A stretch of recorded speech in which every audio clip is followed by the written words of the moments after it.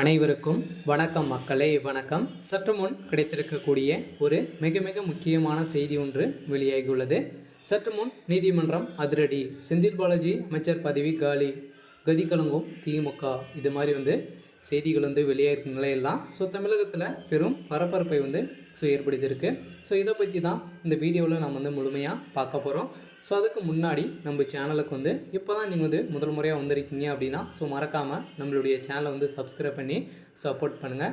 வாங்க வீடியோக்குள்ளே போகலாம். பார்த்திங்கன்னா நீதிமன்றம் செந்தில் பாலாஜி பார்த்திங்கன்னா அவர்களுக்கு அதிரடியான ஒரு தீர்ப்பை தான் வழங்கியிருக்காங்க இல்லையா. செந்தில் பாலாஜி அவர்கள் பார்த்திங்கன்னா ஏற்கனவே திமுக அமைச்சராக இருந்தார்.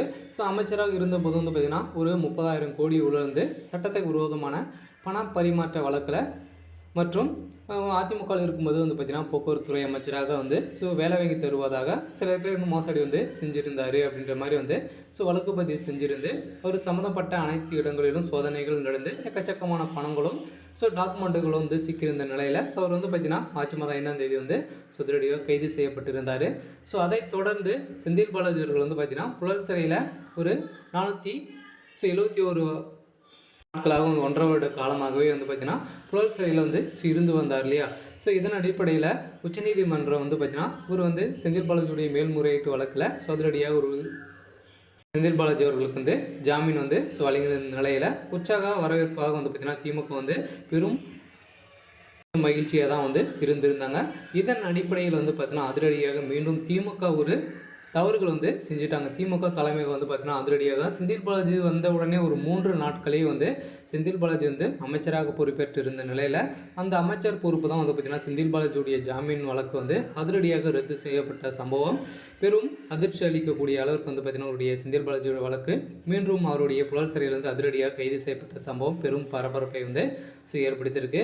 இதன் அடிப்படையில் அமைச்சராக இல்லை என கூறி உச்சநீதிமன்றம் பார்த்திங்கன்னா ஜாமீன் பெற்றிருந்த நிலையில் இப்போது செந்தில் பாலாஜி அமைச்சராகி இருப்பதாக செந்தில் பாலாஜியின் எதிர்ப்பு மனுதாரர் உச்சநீதிமன்றத்தில் நீதிபதிகளிடம் புகார் கூறியிருந்த நிலையில் செந்தில் பாலாஜி ஜாமீனை ரத்து செய்து கோரி தனி வழக்கு தொடருமாறு நீதிபதி அவர்கள் அறிவித்ததாக ஒரு செய்திகள் வெளியே இருக்குது. இதன் அடிப்படையில் தான் பார்த்திங்கன்னா அதிரடியாக செந்தில் பாலாஜியுடைய வழக்கு திடீர்னு இருவோடு இருவாக ரத்து செய்யப்பட்ட சம்பவம், திடீர்னு பார்த்திங்கன்னா புழல் சிறையில் அதிரடியாக கைது செய்யப்பட்ட சம்பவம் திமுகவை பெரும் கதிக்கலங்க வைக்கக்கூடிய அளவுக்கு பார்த்திங்கன்னா நீதிமன்றம் அதிரடியாக உச்சநீதிமன்ற தீர்ப்பு வழங்கியிருக்காங்க. இந்த நிலையில் செந்தில் பாலாஜி அவர்கள் இவருக்கு பார்த்திங்கன்னா ஜாமீன் வழங்க காரணமே இவர் அமைச்சராக அது அப்படின்ற ஒரு நோக்கத்தோடு தான் பார்த்திங்கன்னா ஜாமீன் கொடுத்துருந்தாங்க. ஆனார் அப்படின்னா அதுக்கு தகுந்த அனைத்து விதமான எவிடன்ஸுகளும் கலைத்து விடுவார் அப்படின்ற மாதிரி அமலாக்கத்துறையும் சொல்லப்பட்ட வழக்கில் சொதடியாக மீண்டும் இவர் பார்த்திங்கன்னா அதை எதிர்த்து அமைச்சராக காரணம் தான் பார்த்திங்கன்னா இவர் இவருடைய ஜாமீன் வழக்கு ரத்து செஞ்சுருக்காங்க. மீண்டும் செந்தில் பாலாஜி அவர்கள் கைது செஞ்சுருக்காங்க. இருந்தாலும் இவருடைய வழக்கில் என்ன நடக்க போகுது அப்படின்றத நம்ம வெயிட் பண்ணி பார்க்கலாம். இது மாதிரி அரசியல் சார்ந்த நிகழ்வுகளை தெரிஞ்சுக்கணும் அப்படின்னா மறக்காமல் நம்மளுடைய சேனலை சப்ஸ்கிரைப் பண்ணிக்கோங்க. தேங்க்யூ.